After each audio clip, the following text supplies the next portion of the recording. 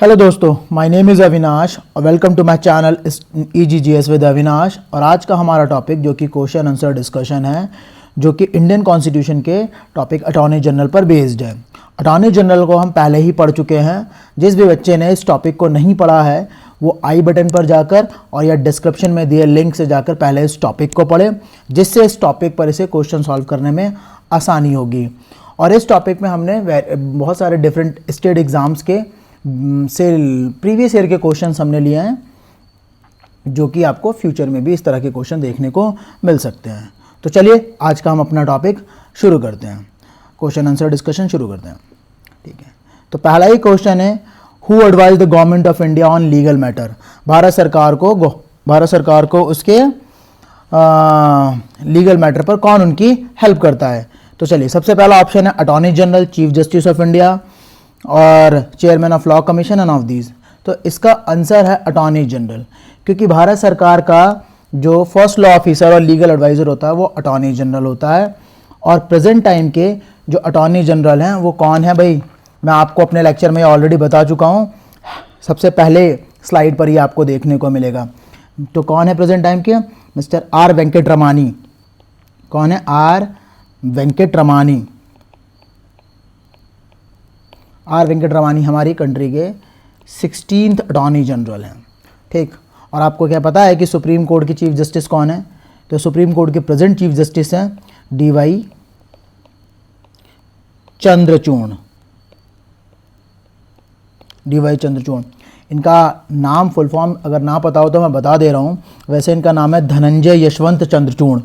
ये इंडिया के 15th chief justice हैं। और फर्स्ट चीफ जस्टिस जो रहे हैं उनका नाम है हीरालाल जे कानिया। ये इंडिया के फर्स्ट चीफ जस्टिस रहे सुप्रीम कोर्ट के।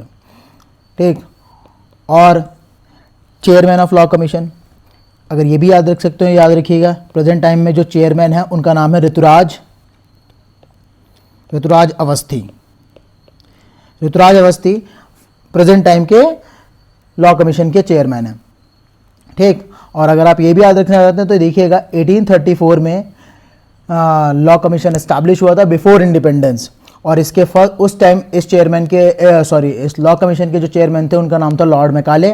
और आज़ादी के बाद 1955 में इंडिया का आज़ादी के बाद लॉ कमीशन सेटअप हुआ था 1955 में। चलिए next question, who among the following hold his or her office during the pleasure of president. तो यहाँ पर एक बात याद रखने वाली है, during the pleasure of president का मतलब क्या होता है। मैं इसको अपने लेक्चर में डिस्कस कर चुका हूँ, आप जाकर ज़रूर उसको देखिएगा। During the pleasure of president का मतलब होता है ना ही कोई जॉब सिक्योरिटी होगी और ना ही जॉब की गारंटी होगी। ना ही कोई जॉब सिक्योरिटी होगी, ना ही उसकी कोई गारंटी होगी, ना ही उसकी कोई गारंटी होगी। तो देखिए कौन देखते हैं। तो इसका आंसर है attorney general of India. Attorney general of India का कोई ना टेन्योर फिक्स्ड है कि वो 5 साल तक रहेंगे, 4 साल तक रहेंगे, जब तक राष्ट्रपति चाहेंगे तब तक रहेंगे। Controller auditor general of India, ये कैग, इनका जो टेन्योर होता है 6 साल या 65 ईयर एज, दोनों में से जो पहले हो जाए। और भारत के प्रेजेंट जो कैग हैं उनका नाम है श्री गिरीश चंद्र मुर्मू। क्या नाम है, याद रखिएगा, गिरीश चंद्र मुर्मू। मुर्मू नाम से आपको कुछ और भी याद आ रहा होगा। भारत के प्रेसिडेंट जो है उनका नाम है श्रीमती द्रौपदी मुर्मू, जो इंडिया की इंडिया की 15th प्रेसिडेंट है। कौन है भाई, याद रखिएगा, ये द्रौपदी मुर्मू। द्रौपदी मुर्मू। और जो चीफ इलेक्शन कमिश्नर होते हैं इनका भी टेन्योर 6 और 65 होता है। अगर आप प्रेजेंट टाइम के इलेक्शन कमिश्नर के बारे में जानना चाहते हैं तो वो कौन है, Ravi Kumar present chief election commissioner है। और फर्स्ट चीफ इलेक्शन कमिश्नर आप याद रखिएगा, इनका नाम भी सुकुमार सेन है, सुकुमार सेन। चलिए next question, how is attorney general of India appointed. Attorney general of India की नियुक्ति कौन करता है। तो अटॉर्नी जनरल ऑफ इंडिया की नियुक्ति कौन करता है, भारत के प्रेसिडेंट। ठीक, इस क्वेश्चन को आप याद रखिएगा, भारत के प्रेसिडेंट। और चीफ जस्टिस ऑफ इंडिया की भी नियुक्ति कौन करते हैं? प्रेसिडेंट ऑफ इंडिया करते हैं। चीफ जस्टिस ऑफ इंडिया की अपॉइंटमेंट कौन करते हैं? प्रेसिडेंट ऑफ इंडिया करते हैं। जो स्पीकर ऑफ लोकसभा होते हैं वो इलेक्टेड होते हैं। कौन इनको इलेक्ट करता है? Member of Lok Sabha, member of Lok Sabha. आपको याद रखना चाहिए भारत की पहली पार्लियामेंट अगर अब देखा जाए आज़ादी के बाद बनी है, यानी अगर आप इसको बहुत सिंपल टर्म में समझे तो भारत की पहली लोकसभा 17 अप्रैल को बनी थी 1952 को। भारत की पहली पार्लियामेंट, यानी हम लोकसभा की बात कर रहे हैं यहाँ पर, पार्लियामेंट तो, क्योंकि पार्लियामेंट अगर आप देखते हैं तो पार्लियामेंट बनता कैसे है? Lok Sabha, Rajya Sabha and president. और ये तीनों कहाँ लिखा है? आर्टिकल 79 में। कि आर्टिकल 79 क्लियरली बोलता है कि पार्लियामेंट ना लोकसभा, राज्यसभा और प्रेसिडेंट से मिलकर बनती है। Next question, who among the following consider to the first law officer of the government of India? तो इसका आंसर आप याद रखिएगा, तो गवर्नमेंट ऑफ इंडिया का फर्स्ट लॉ ऑफिसर होता है वो अटॉर्नी जनरल होता है। इसका सही आंसर है अटॉर्नी जनरल। एडवोकेट जनरल भी फर्स्ट लॉ ऑफिसर होता है, लेकिन ये स्टेट का फर्स्ट लॉ ऑफिसर होता है, स्टेट का फर्स्ट लॉ ऑफिसर होता है। और सॉलिसिटर जनरल जो होता है वो सेकेंडरी लॉ ऑफिसर होता है of country, secondary law officer of country. ठीक, next question, who is the secondary law officer of in India? मैं आपको प्रीवियस क्वेश्चन में ये बता चुका हूं, उसका आंसर क्या होगा? Solicitor general of India. Solicitor general of India country का सेकेंडरी लॉ ऑफिसर होता है और इसकी अपॉइंटमेंट 3 साल के लिए होती है। और इसका मेन काम क्या होता है? अटॉर्नी जनरल की मदद करना। अगर आप मेरे वीडियोस को, पिछले वीडियो को देखेंगे जो मैं आई बटन पर और डिस्क्रिप्शन में मेंशन किया है, तो उससे आपको इस टॉपिक को समझने में सच में बहुत आसानी होगी, तो प्लीज़ जाके ज़रूर से देखिएगा। The attorney general of India is a legal advisor of, ये क्वेश्चन ना बार बार घुमा फिरा कर आता रहता है, तो इसका बड़ा सीधा सा आंसर है, जो अटॉर्नी जनरल होते हैं वो गवर्नमेंट ऑफ इंडिया के लीगल एडवाइज़र होते हैं। बहुत साधारण शब्दों में बोलें तो इंडिया की गवर्नमेंट के वो लॉयर होते हैं। और स्टेट गवर्नमेंट का जो लॉयर होता है वो एडवोकेट जनरल होता है, एडवोकेट जनरल। एडवोकेट जनरल कौन होता है? सीधी भाषा में स्टेट गवर्नमेंट का वकील। अब प्राइम मिनिस्टर के बारे में आप जानते हैं कि भारत के प्रेजेंट प्राइम मिनिस्टर कौन है? श्री नरेंद्र मोदी जी। और भारत के फर्स्ट प्राइम मिनिस्टर कौन है? पंडित जवाहरलाल नेहरू। भारत की इकलौती फीमेल प्राइम मिनिस्टर कौन है? इंदिरा गांधी। भारत के ऐसे कौन से हैं जो एक्टिंग प्राइम मिनिस्टर बने हैं? गुलजारी लाल नंदा जी, जो कि आप देखेंगे नेहरू जी की डेथ के बाद गुलजारी लाल नंदा कार्यवाहक के रूप में प्रधानमंत्री बने थे। वो 2 बार बने हैं, बल्कि एक बार पंडित जवाहरलाल नेहरू की मृत्यु पर और एक बार किसकी? लाल बहादुर शास्त्री की।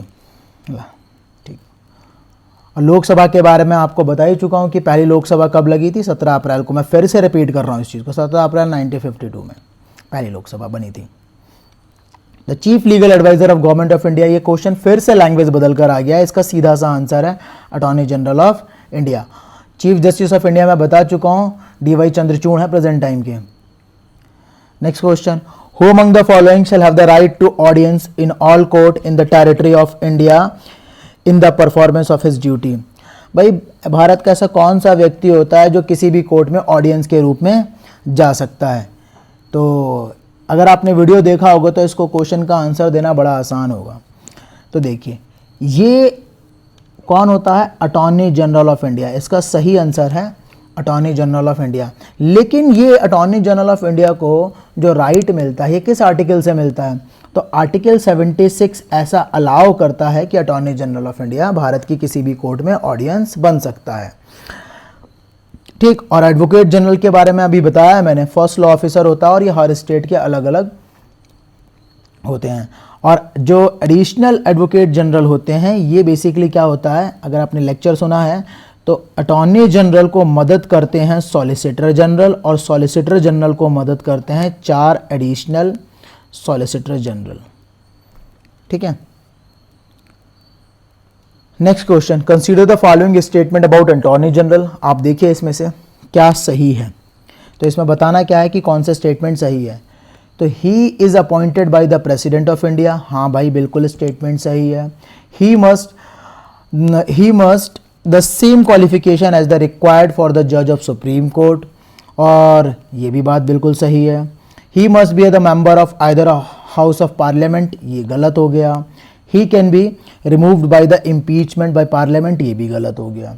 तो इसका सही आंसर देखते हैं हम सबसे पहले। इसका तो सही आंसर हो गया फर्स्ट, यानी फर्स्ट और सेकंड स्टेटमेंट बिल्कुल सही है। यहाँ पर आप कुछ पॉइंट ज़रूर नोट करिएगा। ये एक चीज़ है इम्पीचमेंट। इम्पीचमेंट इंडियन कॉन्स्टिट्यूशन के आर्टिकल 61 में मेंशन है, और ये जो प्रोसेस है वो यूएसए से लिया गया है। इससे जनरली होता क्या है, इससे जनरली हम क्या करते हैं, प्रेसिडेंट को उसकी पोस्ट से हटाते हैं। Removal process of president. तो फिर याद रखिएगा तीन बातें, आर्टिकल 61 में मेंशन है, यूएसए से बोरो किया गया है, लिया गया है, और ये इस प्रोसेस में क्या है, ये प्रोसेस किस लिए यूज होता है, जनरली प्रेसिडेंट को उसकी पोस्ट से हटाने के लिए यूज होता है। ठीक है, और प्रेसिडेंट को उसकी पोस्ट से किस केस में हटा सकते हैं, इंडिया में तो कॉन्स्टिट्यूशन में सिर्फ एक ही कॉज मेंशन है जिस ग्राउंड पर आप प्रेसिडेंट को हटा सकते हैं, वो है वायलेशन ऑफ कॉन्स्टिट्यूशन। कॉन्स्टिट्यूशन, संविधान के उल्लंघन पर आप राष्ट्रपति को उसके पद से हटा सकते हैं। नेक्स्ट क्वेश्चन, ये भी स्टेटमेंट बेस्ड है। तो बताइए, consider the following statement in the context of attorney general, बताइए इसमें से क्या सही है। तो president shall appoint the person who is qualified as to be the जज ऑफ सुप्रीम कोर्ट, ये बात बिल्कुल सही है। Attorney general shall receive the such remuneration as the parliament may determine। तो आप सबसे पहले समझिए भाई, प्रेसिडेंट उसी बंदे को अटॉर्नी जनरल अपॉइंट करते हैं जिसकी क्वालिफिकेशन सुप्रीम कोर्ट के जज जैसी हो। तो अगर आप जाएंगे तो मेरे लेक्चर में दूसरी स्लाइड पे आपको इसका आंसर मिल जाएगा। सुप्रीम कोर्ट के जज की क्वालिफिकेशन आर्टिकल 124(3) में मेंशन है। उसकी 4 क्वालिफिकेशन होती हैं कि भाई वो सिटीज़न ऑफ इंडिया होना चाहिए, पहली क्वालिफिकेशन। दूसरा, वो जज रहा हो कहाँ, हाई कोर्ट में 5 ईयर के लिए, और उसने एडवोकेट की तरह प्रैक्टिस किया हो कहाँ पर, इन हाई कोर्ट में, और या परफेक्ट जूरिस्ट हो। जूरिस्ट हो किसमें, in the opinion of president की नज़र में वो परफेक्ट जूरिस्ट हो। लास्ट की तीनों में से एक मेंशन हो, बाकी फर्स्ट कंपलसरी है, तो वो उस पर्सन को सुप्रीम कोर्ट का चीफ जस्टिस बना दिया जाता है। ठीक, तो अटॉर्नी जनरल, ये लाइन भी जो सेकंड ऑप्शन है ये भी ठीक हो जाता अगर ये पार्लियामेंट की जगह प्रेसिडेंट हो जाता, तो ये लाइन भी ठीक हो जाती। इसलिए ये लाइन गलत है, सेकंड स्टेटमेंट गलत है। तो इसका सही आंसर होगा only 1 statement is correct. Attorney general को वही सैलरी मिलती है जो प्रेसिडेंट डिसाइड करते हैं, ना कि पार्लियामेंट। तो option first is correct. Next, who can attend the either house of the parliament without being a member, ये भी बड़ा सिंपल सा है। अटॉर्नी जनरल ऑफ इंडिया ही ऐसा व्यक्ति होता है जो पार्लियामेंट की मीटिंग में जा सकता है, बोल सकता है, बैठ सकता है।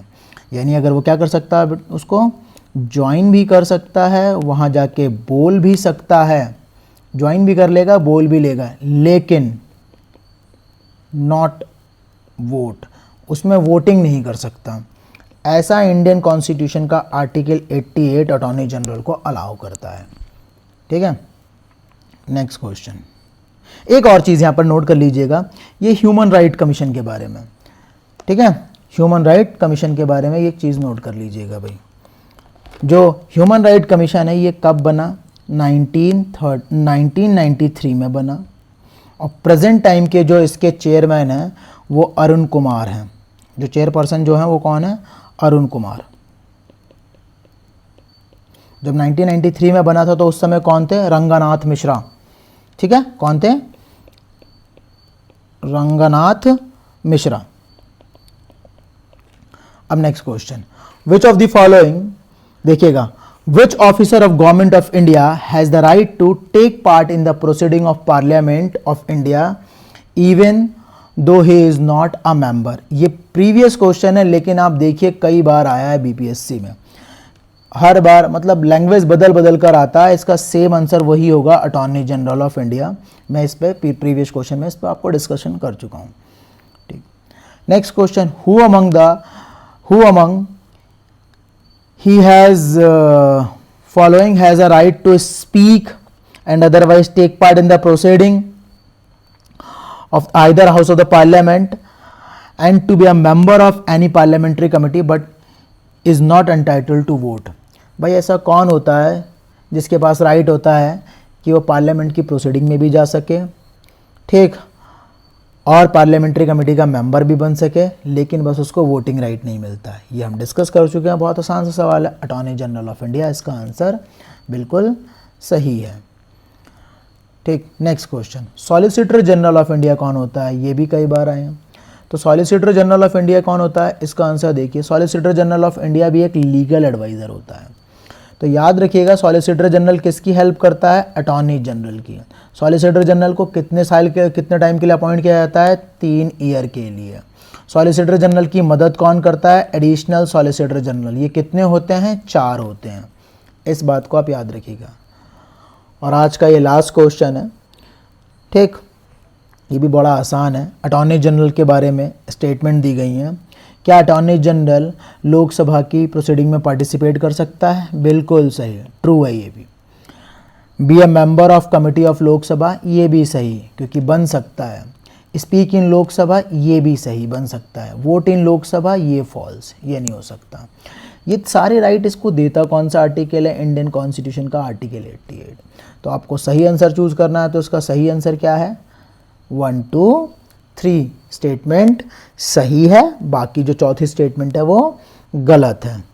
तो चलिए, मैंने आपको यहाँ पे 15 क्वेश्चन डिस्कस किए हैं। अगर आपको किसी भी क्वेश्चन में कोई कमी लगती है तो आप मुझे कमेंट सेक्शन में ज़रूर बताइएगा, मैं उसे आगे करेक्ट करने की कोशिश करूँगा। Thank you so much. और अगर आपको ये वीडियो पसंद आता है तो मेरे चैनल को लाइक एंड सब्सक्राइब ज़रूर करिएगा, ठीक है।